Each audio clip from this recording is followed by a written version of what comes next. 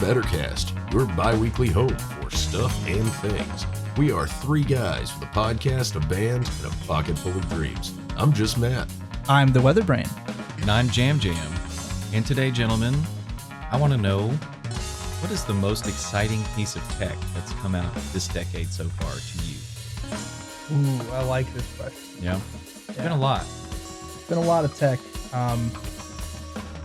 You know what? I don't know how long ago this came out, so I could be totally wrong.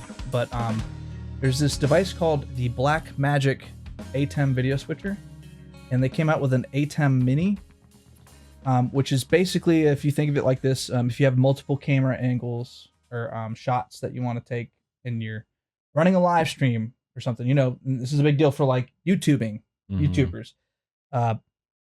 That, if you pair that with an Elgato and you have multiple cameras, say you're like doing a broadcast, you can actually just quickly switch between angles, and it's all HDMI instead of like a bunch of SDI and a bunch of converters. And it's one of the more like cheap devices that came out that really makes it efficient for shows, conferences type deal. It was very, very important development for that realm of business. But that's what came to my mind first. All right, so honorable mention goes to, I think it's Disney or somebody, some big conglomerate made this like floor that's like little circles, but it's like a floor, and it'll move you around. You can move on it. You can walk and stay in place, and it just it's crazy. It's insane. Now, like I said, that's my honorable mention. Okay. So I've also seen these videos that are like robots, but they're made of like silicone or rubber or stuff like that. They can go into like doors and stuff. Horrifying. It's probably super good for like something, but I don't know. It's scary to me because all these robots are getting super advanced, and it's crazy. You can hit them with like a hockey stick. We've all seen those videos where a guy's just smacking a robot with a hockey stick to try to make it fall over. Yeah. Great videos, but they're going to use that to fuel their anger against us once the robots meet the AI, and then it's just Matt trying to save everyone from the robots because everyone wants to be friends with them and use them to help you. I feel like we've heard that before from Matt. I think we have. You're really concerned about that, aren't you? I am very concerned about the robot uprising, and I will be ready for it.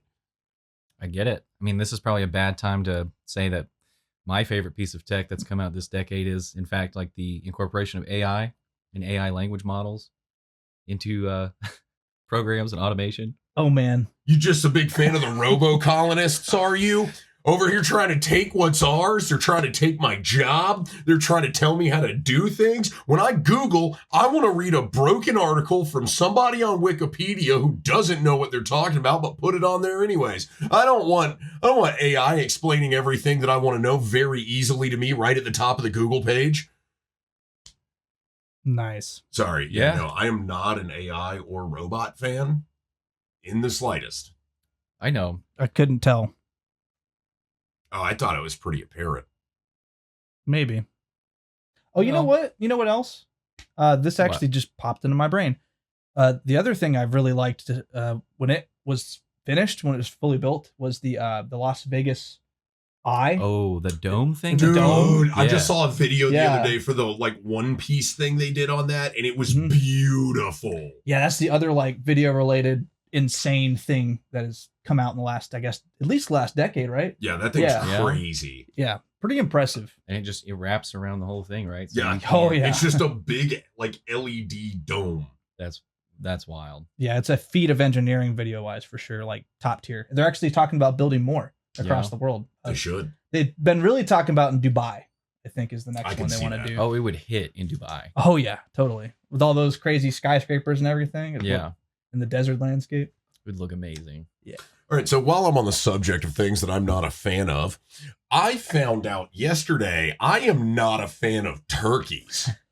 Oh, really? Yeah. Okay. So my dad is currently trying to like look at this property, and we go out to it yesterday. We took Jameson with us. We're walking out through the tall grass. I get across the creek first, and I'm looking around at stuff, and I see this little brush pile, right? Mm-hmm. It's like a domed kind of brush pile with a hole in the front of it. And I was like, oh, well, I bet something be living in there. Probably. So I went to see if something be living in there. Kids, that's where you stop. You don't go see if something's living in there. Horror movie situations, I'm fine. Nature will kill me one day, though. Oh, yeah. So I get over there and I go to look in there and I was like, hey, Dad, something is definitely in here. There's some movement in there. And about that time, a turkey flies out of the hole and just, whoa, it was rough. I about needed to change my britches. I did, however, see like 12 turkey eggs, which were like, there's some big eggs. Like they're like the size of a goose egg. I have never seen a turkey egg. Yeah, no, either. like it's not, I'm talking like a goose egg. Really? So we go and like walk around the property and everything. We're coming back. I'm telling Dad and Jameson, I'm like, hey, that lump of grass right there, that's the turkey hole. Be careful when you go by the turkey hole. He might have gotten back in there. She might have gotten back in there. I don't know the anatomy of turkeys, but they might be in there. And then I'm like, turkey, just so you know, we're not going to mess with you. But then I was like, what if this turkey is watching to see if I'm going near its home? So then I'm walking through the tall grass, looking around for raptors like I'm in Jurassic Park. And you know what happens next? I take a step and he flies out of the hole again. She flies out of the hole again. I don't know gender of birds. I assume she, because it's at got the eggs, nest. yeah. And it didn't have the normal tail that turkeys have. Would you consider that an animal that scares Matt now? I'm getting there. It definitely startled him. It definitely startled him twice. Same one. Yeah, we might start a new segment, Animals That Startle Matt, about real encounters. Yeah. Times he got startled. IRL scariness Yeah. instead of like, I assume that would be scary if I saw it. There's also Yeah, a bunch of those like nature holes out there, like next to the creek and in the like hillside. That it's just one of those holes that you're like, I'm gonna put my hand in that hole and see what's in there. But you don't do that. Once again, kids, don't do that. That's a bad idea. But there was a couple of them. I'm pretty sure I can put my head all the way in there. Like I'm gonna stick my hand in one of those holes. Be treasure. Yeah, I mean, maybe they're guarding treasure behind those eggs. Yeah. You never know. I was really upset that you did not bring a turkey egg back from that nest.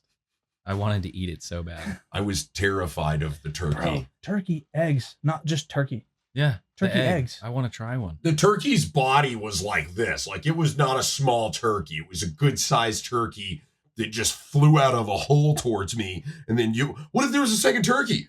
What if it was a catacomb of turkey nests and I just spooked the guard? Yeah, I'm glad you didn't bring an egg back. That's what I'm saying. Yeah. There would have been so many eggs if there was a catacomb of turkeys. Yeah. Could you imagine a catacomb of turkey nests? Oh no. That'd be insane. Like a whole civilization of turkeys. Yeah, like a nature hole full Like of the turkey Aztec nests. Empire, but for turkeys. Yeah. Imagine that. like That's the what I most- want to see. An ancient burial ground full of turkey nests. That's gotta be a new concept, like for a film. Yeah. You heard it here first. I feel like it's Yeah. the most anticlimactic dungeon crawl. yeah. What is it? actually. It's turkeys.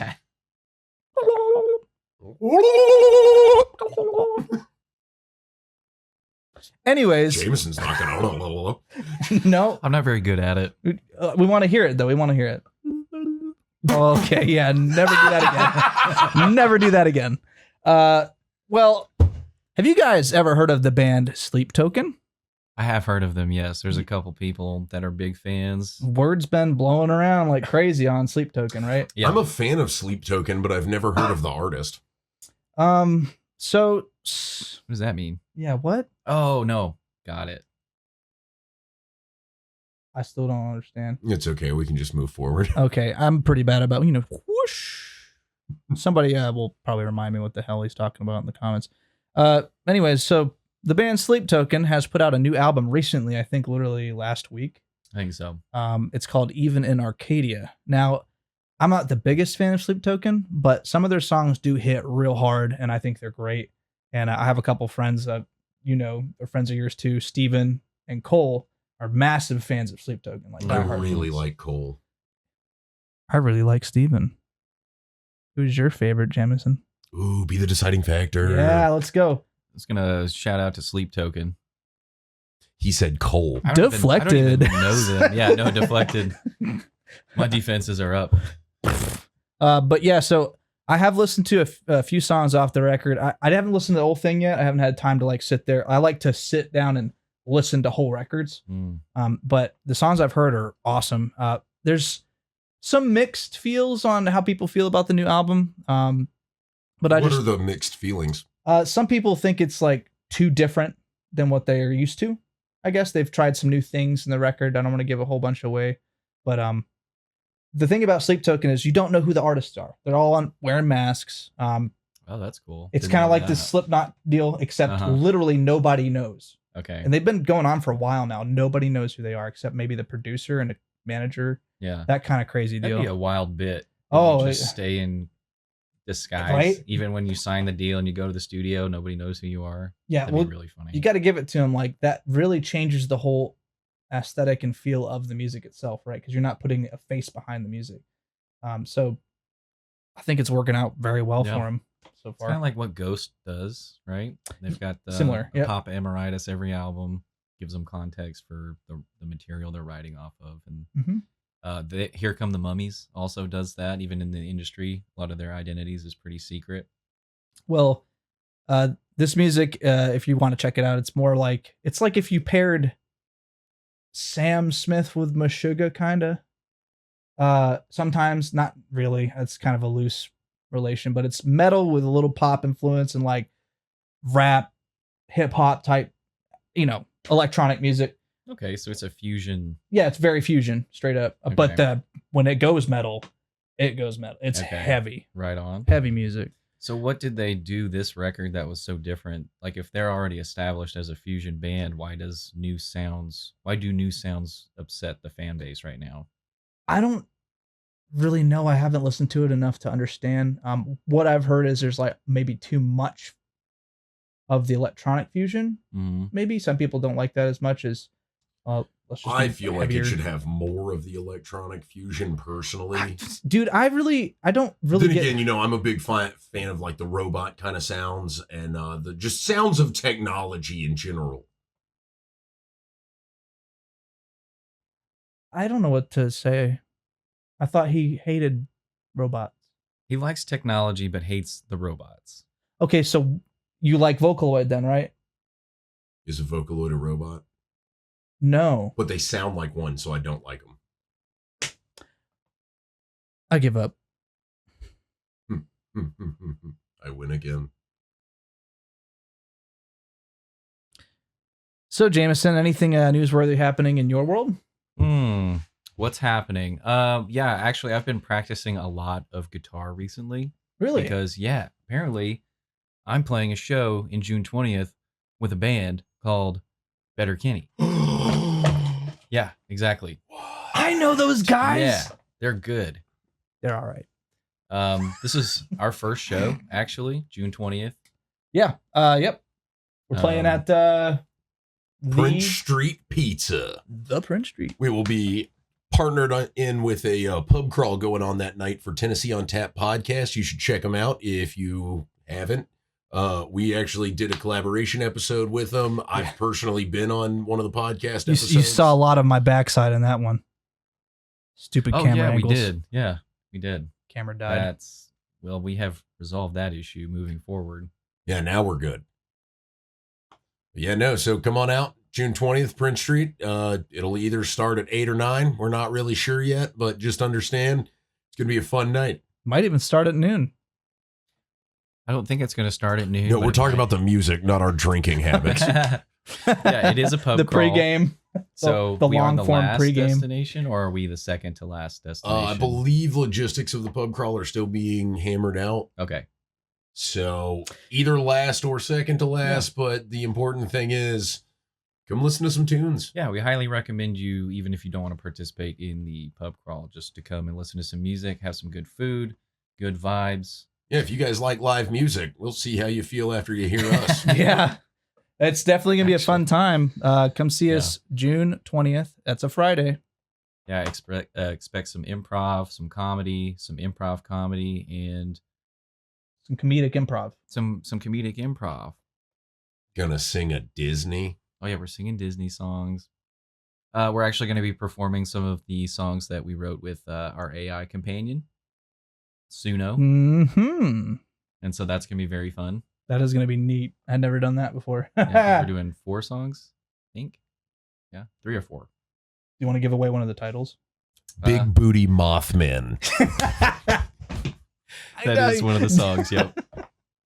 It's about a bunch of Of course. Mothmen in their caterpillar form cocooning, and for lack of a better term, big booty cocooning and becoming big booty Mothmen and flying into the night sky with a supernatural glide. And that is going to be the theme of the night. I feel like I've reached the pinnacle of my career now. Yeah. Wait until the 20th. Yeah. All right. Well, you know what time it is? Time is to it? Find out if we die this week. It's time for the weather, folks. So let's get right into it. Bing, boom, bing, ding, bing.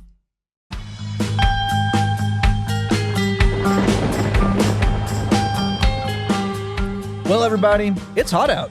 It's officially hot out. I'm sweating today for sure. I'm in shorts and sandals.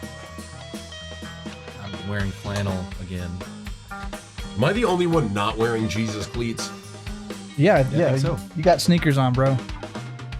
It's too hot for that, man. I gotta let my feet breathe. Now that everyone's seen our feet, please give to our OnlyFans. Yeah. Send us some money. Yeah. One more. Oh, wait, you can't. That's just a tease. You got to get the toes in there, Brian. Just a tease, man. There you go. Yeah. There it is. Weather toes. That's what I'm gonna call them. The weather toes. The weather toes. That makes sense. Yeah. All right, so let's start by taking a look here at our 7-day forecast. So you can see how hot it is by today's high. It's going to be above 90 today. Are you serious? Yeah. Sheesh. Partly cloudy. There's not many storms around, and we're ahead of the storm system coming in, so we're in like the deep warm sector right now. I find it very upsetting that it's going to be 91 degrees today, and Brian doesn't let us run the AC in the studio because, and I quote, "You're not my kids." He doesn't have to take care of us. When did I say that? I don't know. I made it up. Now, if you must know, these mics are sensitive, so it picks up. We're not his kids, though. No, we're not his kids. We're both older than him. Yeah, when we found that out, it was really upsetting. I'm your dad. I thought you weren't my dad. I know, I'm just trying to confuse Stop you. gaslighting me. Okay, all right, sorry. Stop gaslighting me. He's like, stop giving me false hopes, man. Anyways, yeah, so hot today, sweaty out. And the lows are even close to 70 or in the 70s, as you can see here for tonight. Now, tomorrow it cools down a bit, but the temperatures aren't going to be the big deal for tomorrow. What's going to be the big deal for tomorrow is severe weather, and we'll hop into that in a little bit. But what you need to know looking ahead is pretty active, stormy each day. A lot of the times we'll have those afternoon pop-up storm cells, that come in and the stormy shafts with the electric Pikachu bolts. Yep, I remember those. Yep. And then some of the frozen Thunder. ice cube stuff that's fallen. Do the Pikachu Hail. bolts. Yeah, hail. Would you say the Pikachu bolts like spray out of the shaft, or how do those work? Depends. Sometimes they'll be cloud to cloud. Other times they'll be cloud to ground, which is within shaft usually or around shaft. But they never go directly like cloud to face. Unless they strike you. Okay. Yeah, which is extremely rare. It's more rare to get struck by lightning than it is to be in a plane crash. Is that a Damn. fact? Is it? I feel like that's a fact. That's crazy. Because Yeah. I feel like there's been a couple of times where I'm like, yeah, I about got hit by that. I mean, you could probably feel it more than you'll actually get physically struck, like Yeah. a tree that gets struck. But yeah, Next I time would there's really a storm. like to experience that. Okay, What? so that's what I'm saying. Next time there's a storm, y'all go don't play recommend in a field. it. No, like it's my last experience on Earth. I think Oh, that well, might be a okay, cool fine. way to go Final out. destination thing. no. Yeah. Next time there's a storm, y'all play in a field. I'll get on a plane. We see who dies first. Hey, good idea. Do the odds go up Yeah, I'll go in with a it. plane in a storm, like a thunderstorm like that? Doesn't the planes normally fly above the storms? I don't know. So planes will typically fly either above or around. They definitely, if it's a big storm, they'll go around. They will divert their path because convection will cause like a free fall. Like it'll mess with planes. Yeah, no, we've Ability seen their to- views. It's bad, dude. It's Literally called thought like you a. were talking about your band. Now, if you fly a regular, Sorry. I feel like my head went to convection. I know it's always there. It's always there. Yeah, but planes will literally divert their path and not fly into them because if you fly into an updraft, it'll cause a lot of mechanical failures. And like if it's strong enough, it could cause the plane to crash. Especially like say a microburst happens at the surface when a plane's lifting off. Nosedive. Wow. It's bad deal. You gotta stay away from that stuff. But we'll be seeing that possibility tomorrow, actually.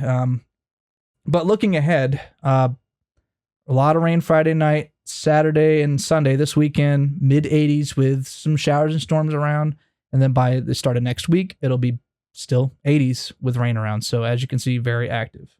Gusty winds here and there as well. And some of these storms could be strong at times, but mainly the biggest risk right now is tomorrow. So let's hop into that and see what I'm talking about.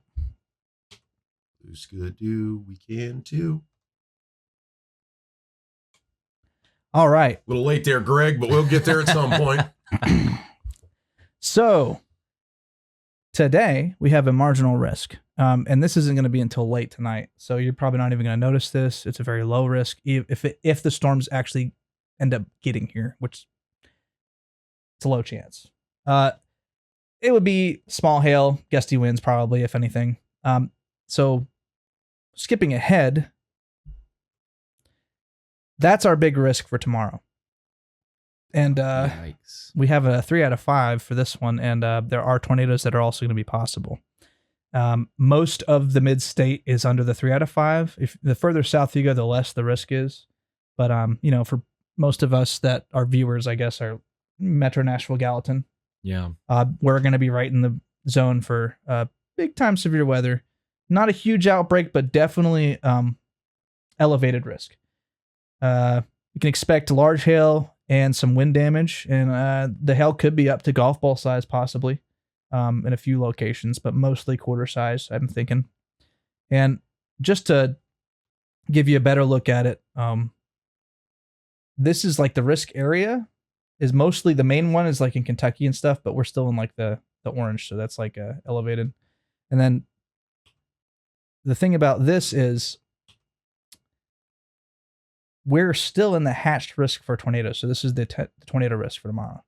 10% may not seem like a lot to people, but it is when it comes to possible tornadoes. And the hatched, this black dashed line actually means some of those tornadoes could be strong or long track. And we're on the edge, so most of this is going to happen up north. But, if we get that one cell that pops up over here and just like we've seen happen before, definitely need to keep an eye on it. One of the bigger issues That one's pink. Is wind, Huge. damaging winds. This black hatched area is also over us. That also means possibly winds near 80 miles an hour. So that's pretty high. We're in that risk too. I'll be fine. As long as the wind doesn't get over 86 miles an hour, I'm fine to walk around outside. Good to know.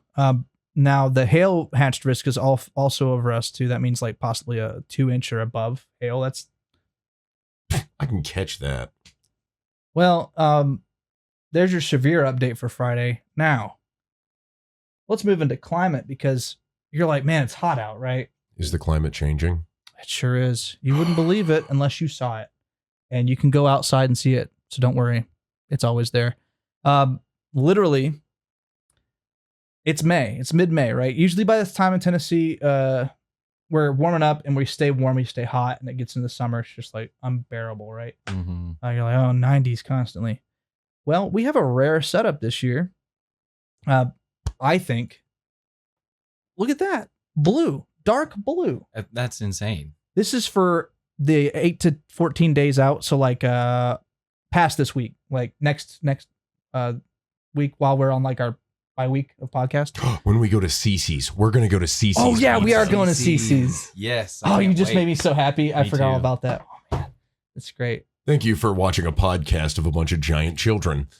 Yeah, so when we go to We're gonna CC's. video game store after. Oh my God, we are. Yeah. Dude, high fives all around. Sorry, guys. Anyways, so when we do go to CC's in the game store, it will be below average temperatures for this time of year, which I'm fine with that because you know what that means in May? That means 70s. That doesn't mean 50s and all that cold stuff or, snow. Yeah. Like back in April and March where it was like, oh no, below average. Yeah. No, this means like a decent freaking spring in Tennessee. I'm liking it. I can't wait. However, with that, we're going to be near normal rain and everything, but near normal still means possible storms, right? And when you have a big swing like that from hot to cold, that means severe weather. So this may not be our only bout of severe weather. On Friday, we may have another one next week. We'll have to keep an eye on it. But when I see that cold pocket, it makes me think, okay, once these couple storm systems go through, it'll just cool down and be chill for a while. So that's good news. We may have a break from all the storms for at least a week or two at the end of May. Brian, if we do start to get into some severe weather, don't you run like some kind of weather thing where you post updates about what's going on? So I do. I don't do live streams or anything like that. It's too time consuming for my schedule, but I have a Discord. It's called the Convective Collective. You can look it up. Just go to Discord, and I keep a channel on there that's called the Weather Report, and I will put a lot of live updates on there. And I also have the Music City Weather channel, and that is on Facebook. So just look that up as well. If you need to know what's going on with a storm, listen to our guy Brian. Yep, I try to keep up with it as much as possible, especially when we have big days like that. Is that a lawnmower? Thought it was a helicopter. Oh. Good Lord. But He also likes to do this thing where he texts everyone but me to tell them that there's severe weather.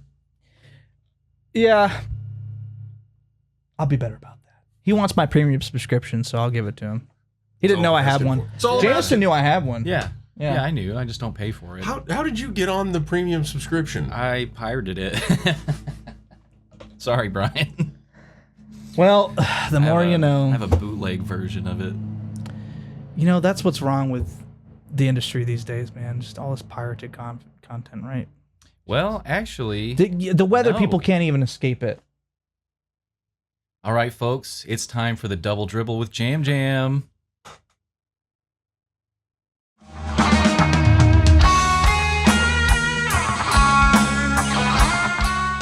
And today, we are talking about the NBA.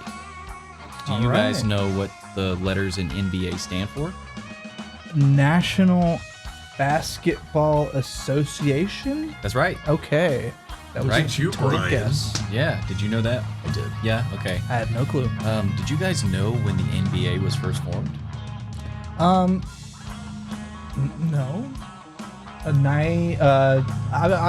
60s? 2003. 2003? You're far off. You're closer. Okay. It was 1946. Wow, that's really old. Yeah, it was officially the NBA in 1949, but the predecessor to the NBA was the Basketball Association of America, the BAA. Oh. So that was the first organization that existed alongside the NBL, which was the National Basketball League, and then they merged in 1949 to create the National Basketball Association. Now, how long after basketball was invented did they actually make the NBA? It's a really good question. A lot of people think basketball was invented in like the Stone Age, even. Like there's hieroglyphs of people throwing rocks into holes, I think. And somebody thought, hey, wouldn't it be cool if we had a portable hole? And I think that's kind of what led to the invention of the bucket or the modern like cistern or retainer. There's always like evidence of clay pots, clay jars. A lot of ancient indigenous cultures have existed or have evidence of portable holes. And for as long as man has had holes, he has wanted to put something in a hole. So that's essentially where basketball came from. Is it now? The most beautiful thing about this sport is that they made a hole that you can essentially get your object back from. So making a jar with a hole on the bottom, counterintuitive. Why would you do that? It can't hold water. Yeah. You can't hold grain in that kind of thing. But So, what can you do with it? Something goes straight through it, right? It's the first thing that pops in your head. swoosh pops in my Swish, head. right? And then the point system was created after that. So once mankind figured out how to make a portable hole, that's when they started keeping track of things. That's kind of where our modern system of numerology comes from and quantification. So you could say basketball played a crucial role in the development of humanity as a whole. It did. And I think when basketball became an official association in 1946, that's when basketball declined as a sport, in my eyes. The integrity of the game sort of became commercialized, over-franchised, and the motivation to be good at the game all of a sudden became vain. A lot of things straight after World War II shifted perspective I completely. hate when you explain things Why? What's wrong?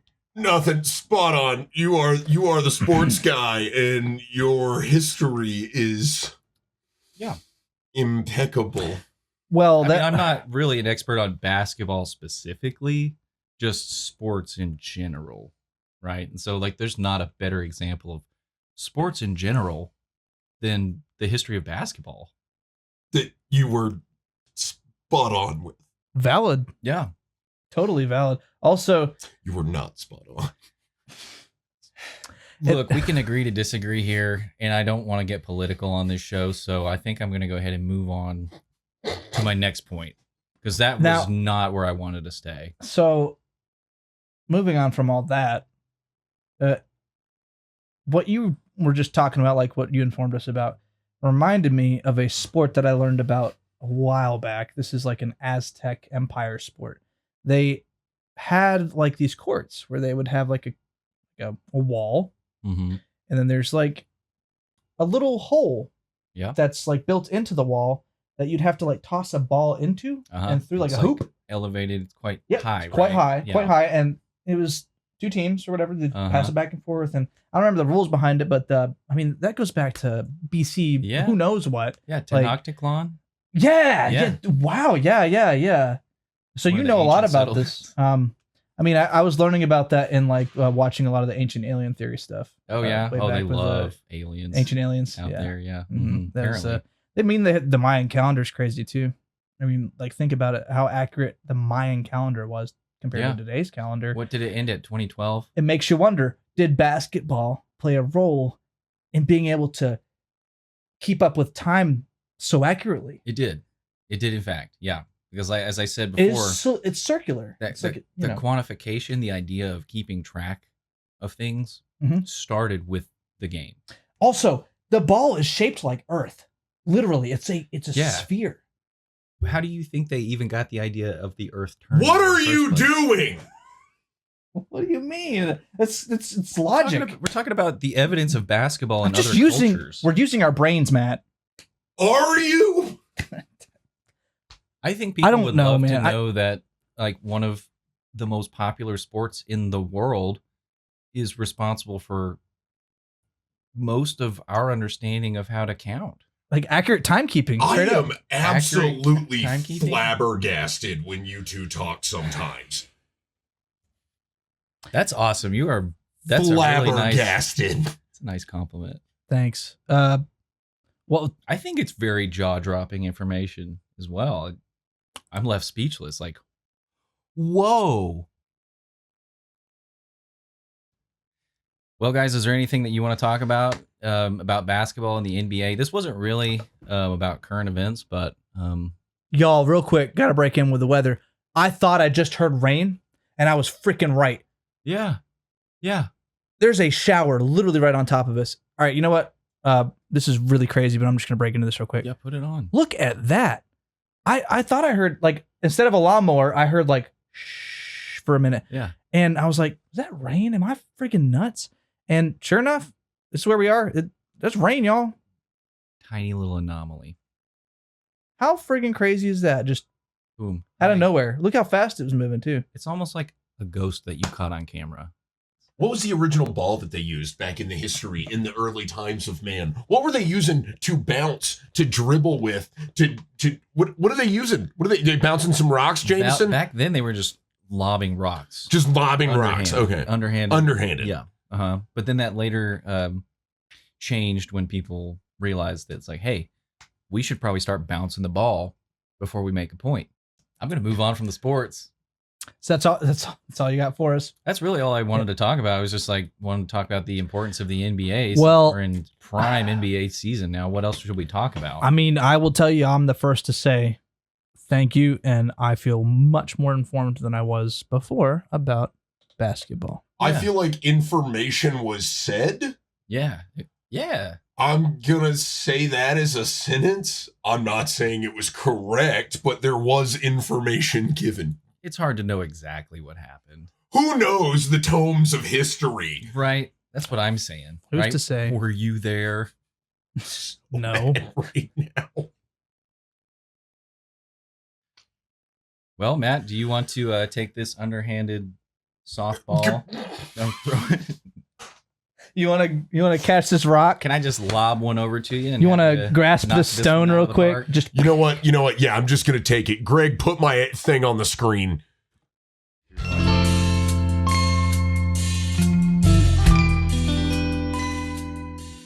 So we're talking about hippopotamus today, Jameson. Hippopotamus are large, semi-aquatic animals, meaning sometimes they like land, sometimes they be like in that water. Now, they are some big boys. They can range anywhere from 2,000 to 10,000 pounds. Wow. That's a big boy. They tend to range between like 4'7" and 5'2". So they're not super tall, but they thick. well, let's see what they look like. Yeah. Bring one of these boys up here. Yeah, look at that. They are juicy. My goodness. Yeah. So their skin is 3 inches thick. Like 3 Wow. inches. 3 That's inches. crazy. Yeah, no. So like they're not easy to attack.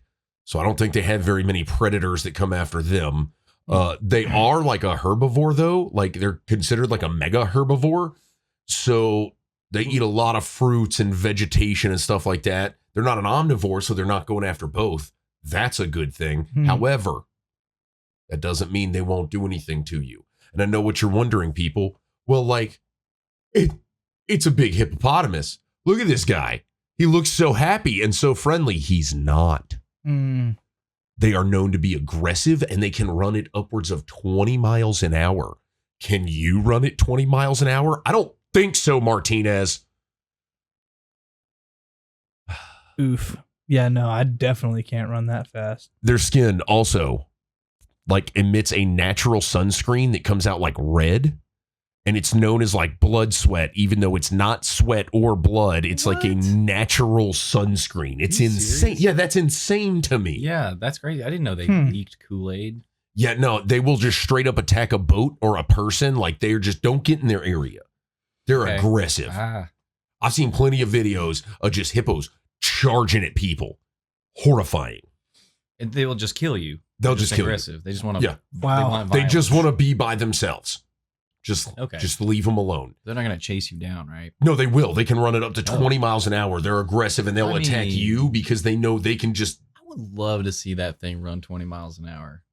Not in real life. I toward- feel like it's towards like- me. No. No. I feel like yeah. it's like the juggernaut of the animal world. Like once yeah. it gets going, I mean, it's going to take a lot to stop it.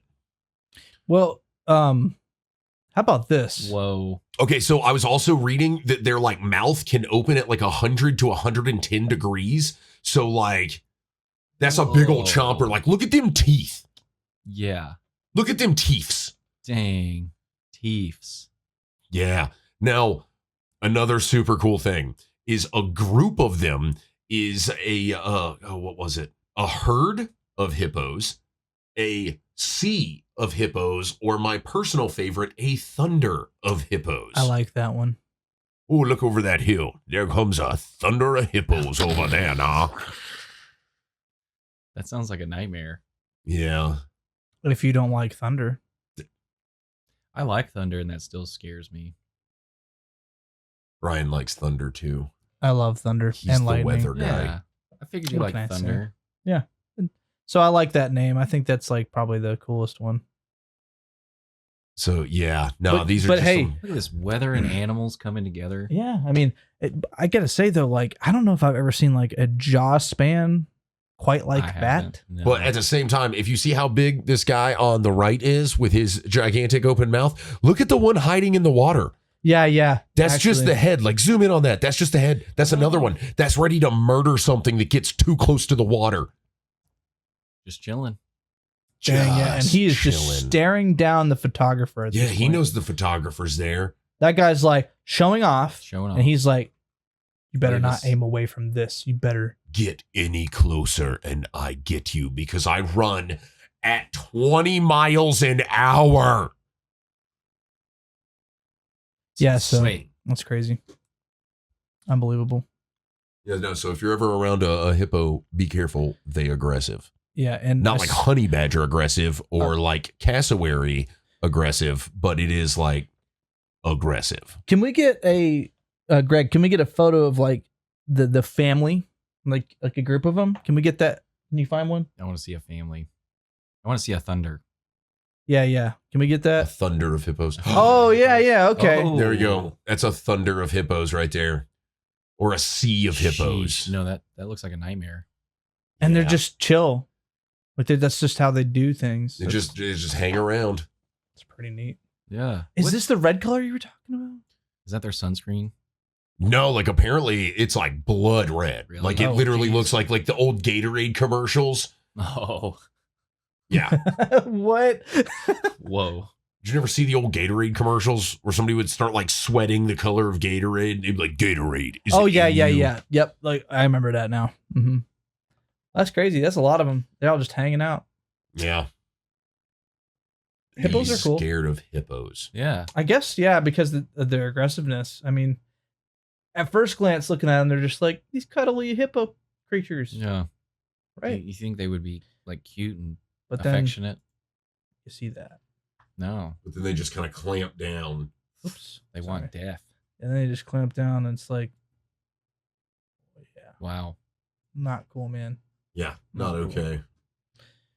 Well, thank you for letting us know about hippos. So Yes. that's another animal that scares men, huh? Put that on the list of animals you don't want to get around. I guess so. Dang. Are there any examples of like domestic hippos? Like pet hippos? I mean, there are domesticated hippos in like zoos and stuff. Okay. Like a hippo's lifespan is normally like 40 to 50 years. The oldest living hippo was in a zoo and it was about like 65 when it died. So Okay. living in captivity can help them a little bit lifespan wise, but for the most part. Okay. All right. Oh, they also, one of the times that they tend to get like aggressive and come after people is when they're looking for food, and they will just straight up like raid a farm to just eat the crops and stuff. And so there are people that got too close to hippos, and then it's just like, Ooh. don't get in my way, chomp chomp. Yikes. Okay. Dang, I did not know that. Yeah, They come and taking people's food. can't trust them. What do you think they taste like? Like prepared in a dish? I assume greasy. Yeah, you think so? Yeah. I'll look that up sometime. Well, I'm pretty sure they're like close to endangered, so I would not try eating one. Well, Jameson, okay. you just couldn't help yourself. could No, you? I can't help myself because I've been looking up how to cook honey badger and how to eat kangaroo tail. I did see a video on how to cook kangaroo tail. These guys just like straight threw it on a fire and got it all charred, and then they like took sticks and wiped all the burnt hair off of it, and then they wrapped it in these leaves and then buried it with a fire and cooked it for a few hours, and then they just ate It is gnarly. kangaroo tail. Welcome to another part of this podcast, I guess, where like you just learned that everything is food. Yeah. Everything that's living is food. Yeah. Apparently. What is the best way to assert dominance over an animal that scares you? Consume it.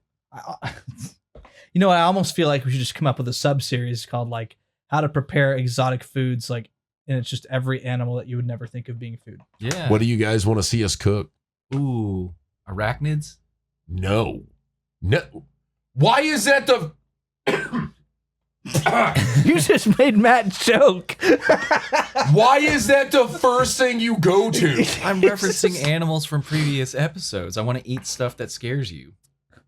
Typically the garden variety. The skinnier and more spindly they are and more intricate their webs are, typically the less Now, tasty, I don't mean to get too deep less into safe that they that, are. but I just figured I figured you knew Raymond Johnson. Yeah, I do know Raymond Johnson. I don't he's know popular in the arachnid sphere. the arachnid culinary world. Yeah. Yep. He did a team up with Maddie Matheson one time. Oh my goodness! Yeah. It was No like during way. a Cholula sponsorship when he was on a Perfect, vendor one because she's time. just like the prime face of Cholula right now. Yeah, I know. Have you seen Maddie's like Cholula lasagna No, recipe? So that's cool. I Yeah, gotta check that out. highly recommended. Does it involve arachnids? No, but it can. Cool. You can replace the protein with arachnids, probably. So Yeah. you guys been playing any games or watching any anime here lately?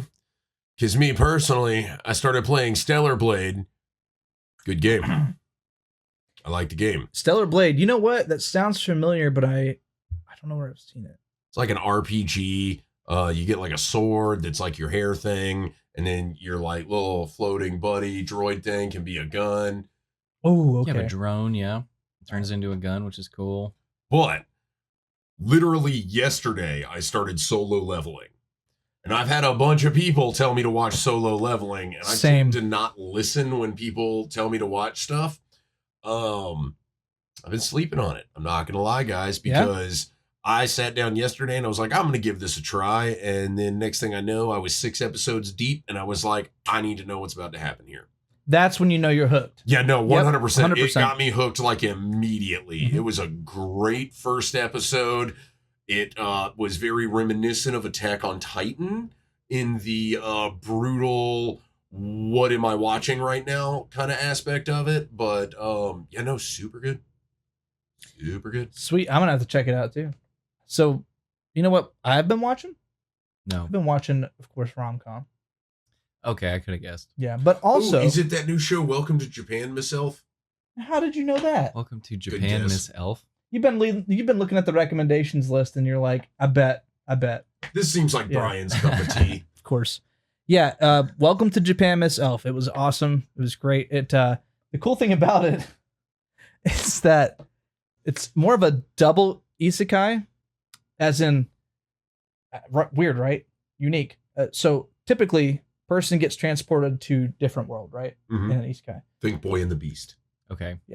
Now this time, that happens. It's been happening to him since he was a child. He's been having dreams of that. He didn't realize they weren't just dreams, because when he gets older, he goes to that dream and then he wakes up one morning and gets transported back, and Miss Elf, who he's been friends with there, is there with him in the real world. So it's Oh, I see. re-isekai'd Uh-huh. back to his world instead of just going to her world. Okay. So they're able to go between both of their worlds. Well, that's fun. Crazy. That's I pretty thought it was a cool. great concept. Yeah. Yeah, I like that. It'd be a good mechanic in a video game too. Also, the romance is great. Like, they're perfect for each other. So But what's Miss Elf like? What's her thing? she's a powerful elf. That's basically all there is to, like, adventuring type Okay. anime. So like she she's has just, magic powers. Yeah, Yeah. magic powers. She's a mage. Oh. And he is a sword fighter, and he's also just the gamer type, right? So like he goes in as that aesthetic, but she is literally lives there. She's been born in that world. So they don't give you a whole lot of background on literally all the details there, because it's a dream world. It's not a Mhm. video game he's playing in. This is in his dreams, and it was in her dreams sometimes that she would see the other world. It's That's Cool. cool. All right. So the other anime I finished was Is It Wrong to Pick Up Girls in a Dungeon, otherwise known as Danmachi. And I just finished season 5. Amazing. It's always been one of my favorites. Belle Cornell is going through a lot of like power upgrades through that, so definitely give it a watch. But the more important one that I'm watching is a rom-com called Tying the Knot with an Amagami Sister. Now think about that for a second. Okay. I don't want to. Okay, don't. So it's similar to a anime called Tenparu, if you guys have ever seen that out there. There's a few sisters that are running a shrine. The shrine is failing, and they're trying their best to save it. Guy comes in as just trying to study there and work on becoming a doctor. And they get into some crazy antics, and he ends up trying to help them save the shrine. It's actually a pretty cool series. So what is a shrine like a local business? I thought it had. It is in like- Japan. I didn't know that they Yeah. could fail. What the No, heck does that it mean? totally is in Japan. Really? Like, Go to it's a Japan thing. and You have to start a make shrine. money. Yeah, dude. I mean, that'd be a great business. Let's go start a shrine. Better shrine. And it's Better not shrine. necessarily as much money as it is like followers and visitors to a shrine. Uh-huh. So like They if a keep it shrine open, becomes they support defunct, it. it's their family shrine. They've had it for generations. Yeah. So they're trying to like keep it safe. Never. That thought never crossed my mind before. Yep, that's something that's a much bigger deal in Japan, obviously, because we don't have shrines here. Yeah. Yeah. What is the equivalent of a shrine here? Like a church? Not really. Not really, because No. Yeah. I mean, a national park. hey, that's a nature shrine. Yeah. My cat tower is a shrine to my cat. Yo. Yeah. Yes. Yes. So yeah, that's what the anime is about. Definitely give it a check out. I'm halfway through the series and I'm loving it so far. So Cool. yeah. I might check that out. that's all I got this time. But yeah. retro gaming in 2025 and how difficult it is to find first-party systems when they were initially released. It's becoming increasingly more rare now to find these things in the wild at affordable prices that we were used to 10, 20 years ago. Namely things like the NES, Super Nintendo, PlayStation 1, GameCube, N64, things like that. Yep. Super hard to find, right? Polymega is a company that's been around for a while, and a lot of retro game enthusiasts are familiar with their products. They basically make bootleg versions of those machines, essentially. You can buy a Polymega module that will play Super Nintendo and Super Famicom games for like $80, right? Mm-hmm. Pretty reasonable. You can get just about any classic console made in a modern shell that will still play cartridges, which is very cool, and use first-party controllers, any third-party controllers. And it will up-res it, give you HDMI out, give you emulator options, things like that. Oh, so it's kind of like a modern way of accessing vintage stuff. Yes. So you can use vintage hardware, vintage games, still keep the preservation of the gaming. I'd go for that. You know, so it's kind of like emulation, but the other way. Instead of emulating software, it's emulating hardware. Sweet. So like, how much would it cost to get something like that? I'd say like most of these average around $79.99 to $89.99. Sega Genesis modules, Super Nintendo modules, things like that. Now, the reason I wanted to bring up Polymega, those prices sound pretty reasonable. Yeah, that's definitely. I would definitely buy that. Dropped a new console that is disc-based, used for playing Dreamcast, PlayStation 1, Sega Saturn, obscure things like CDI. Okay, I get you. Are they the same one that I mean? made the Nintendo 64 one last year? Possibly. They do have one. There was somebody that put out a Nintendo 64 one last year, and it takes like original cartridges from the N64. It's very likely. I'm looking at their product catalog, and they do have an N64 module available. It's crazy. But I wanted to talk about this new one specifically because it is not affordable by any stretch of the imagination. I'm looking at the price right now. Yeah. $547. So new console price. New console price. No, the price I'm of a just PS5. I'm just gonna buy a new Right? console. But no, shut up. Time out. So Yeah, let's talk about it. how many consoles games can it play? I have the list pulled up here. Okay, so it's $549, and oh my goodness, man. Shut up, Brian. it has compatibility. Might have to cut a little bit of time out here because I'm looking for it.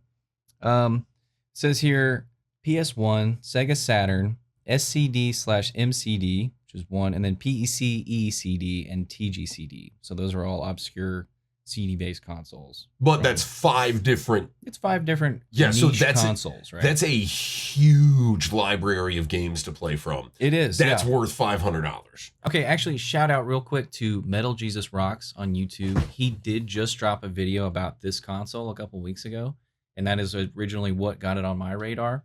Now, what is cool is that they're releasing original games for this console as well, but they are not really original games. They are re-releases of classic arcade. That's kind of dope. That is cool. But all I'm saying on that subject was like, I got the Nintendo Switch, and they've been putting out retro games on their own console. I didn't have to buy a whole console to do it. I do want to talk about that too, because I did not like the fact that the Switch 2 got announced, and then they finally decided to add the GameCube library to the Switch 2, which it's debatable that it needed that much extra power. Wait, they won't put it on the Switch 1?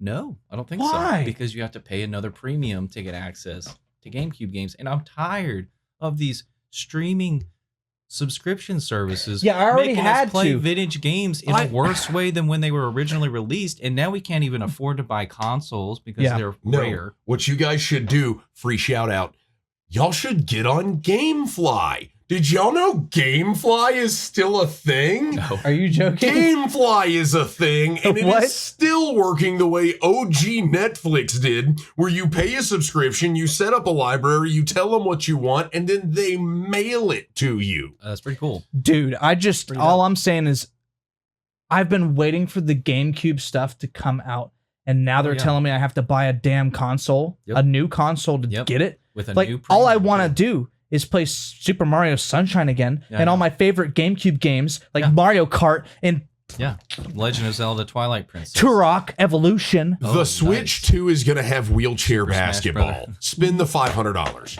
See, now that's a different reason. That's a different incentive to buy the Switch 2. I'm not saying, don't buy the Switch 2 because there's going to be wheelchair basketball. So you should obviously buy it. Yeah, you should buy it for wheelchair basketball. It's But- like Rocket League, but in wheelchairs. Don't buy it to play GameCube games, is what I'm saying. Because there's better ways.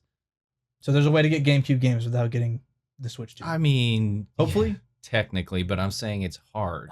Go to a It's pawn so shop difficult. with a GameCube. Because That's what I'm I saying. have a GameCube, it just doesn't work. Okay. The so that's stupid another laser I thing, wanted you to know what I talk mean? about. The Yeah. laser issue. Now maintenance on these machines is way more there's more incentive for the individual to learn on their own how to repair these consoles and refurbish them. There's a big movement of people taking them apart, 3D printing parts, and we're in a weird phase to where like maybe in another 10 years we could probably just 3D print most of the parts we need anyway and buy the cheap electronics from somewhere and just assemble these consoles. Like I see that within the 10 20 year mark. You think AI will be the ones doing that?